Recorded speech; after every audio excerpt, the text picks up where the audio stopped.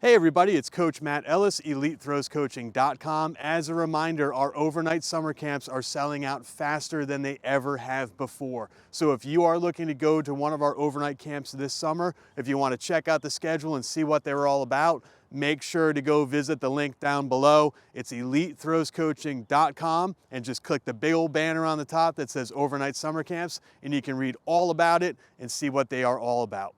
In today's video, we're going to talk about something that not a lot of coaches routinely talk about or coach, and that is orbit, because orbit is kind of tough to explain unless you have experience coaching the weight or the hammer. So if you were to throw the hammer, just to give you an example, the hammer has a very definitive low point and high point that creates that orbit. The orbit is essentially the path that the ball is making as you go through the circle. So when you start with your winds, there's a low point in front of you. Typically right, let's just say for the sake of this video, right in between your feet. The low point is right in front of you, and then as you go through your motions of throwing the hammer or the weight, it goes to a high point. So it goes to a high point, and then back to a low, high point, back to a low, and then a nice high release. Now it's easy to see in the hammer, especially if you're standing on the side of the cage. So if you're standing on the side of the cage, you can watch the ball of the hammer as it goes up and down and up and down and up into that release, okay? Discus also has an orbit, but it's a little bit harder to see. Unless you're watching an athlete that's really, really tall or that has a really good high point, a really high point, it's tough to see. The orbit of the discus will go from essentially being about parallel with the ground, about a 90-degree angle at the armpit. As you pivot out of the back of the circle, it will find a high point about head height or a little bit over your head. Then it's going to come back down to about waist level and then back up into that release. So if we start in the back of the circle here, we're going to wind up with that discus. And you can see that the discus is just about parallel with the ground. We've got about a 90-degree angle at my right armpit. So as I wind up out of the back, we're going to pivot out of the back of that circle. And then as we drive, we were going to find that high point. So the high point essentially is going to be right about here, pointing down the middle of that throwing area. Now for women who have a little bit more flexible shoulders, it's a little bit more down toward like 5 o'clock. For men sometimes that are a little bit bigger, a little bit bulkier, don't have as flexible as shoulders, it's more towards 6 o'clock or even a little bit outside.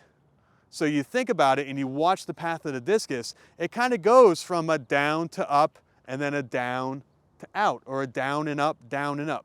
So typically what I'll say with athletes, and when we're starting to coach the orbit and we're starting to get them into a good high point position, as let's say up, down, up. So we'll start in a South African position here, and the discus is going to be a little bit lower than their shoulder. And then what I want them to do is go up, down, up. So the discus is going to follow that pattern. When we're going to the middle, we're getting the tension, we're getting that stretch, but as we're going to the middle, we're going to find that natural high point. Up, then as we get into the power position, down, and then back up again. So it's up, down, up.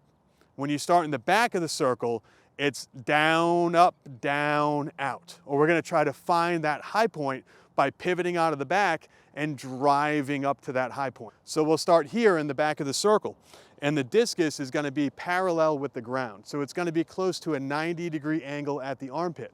We're going to create tension. We're going to pivot out the back of the circle. Now that we have tension and we've pivoted out of the back of the circle, there's two ways that we can find that high point.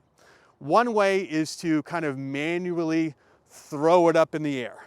Now, I don't like this idea. I call it casting because it's almost like a fishing line with a weight on the end, and you cast it out there. A lot of people will try to throw the discus up to a high point. And I don't like that for a number of different reasons, but the top reason is because typically athletes will throw it in front of their hip and they'll lose tension. So they'll be in a nice position here, and then as they go to drive out of the back of the circle, they'll throw it and almost try to catch up to it. So they'll lead with the discus in an effort to get to a high point. And I don't like that too much. I like to find more of a natural high point, more of a passive movement out of the back.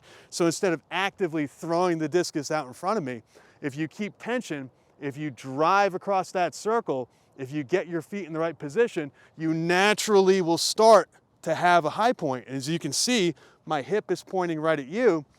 The discus is up and back behind my hip at a nice high point. And from there, pivot down to up with that nice lifted finish. So just to show you that path, and again, remember, it's almost like I'm going to be throwing into the net. We start in the back of the circle here, we wind up, we pull that discus back to create tension. As we pivot out of the back, the discus is going to stay right around parallel with the earth, right about a 90-degree angle at the armpit. Pivot out of the back here. Now from this point, as we drive across, we're going to find that natural high point. So we're going to drive, we're going to keep our chest down the middle, and we're going to get our power foot, my right foot, to land down at 3 o'clock like this. Then it's from here, down, and then up.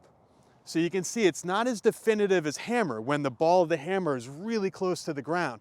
For discus, it's only moving about this much, from about waist height to about head height or just a little over the head. So again, just to show you, we're back, pivot, and then from here, up, down, up.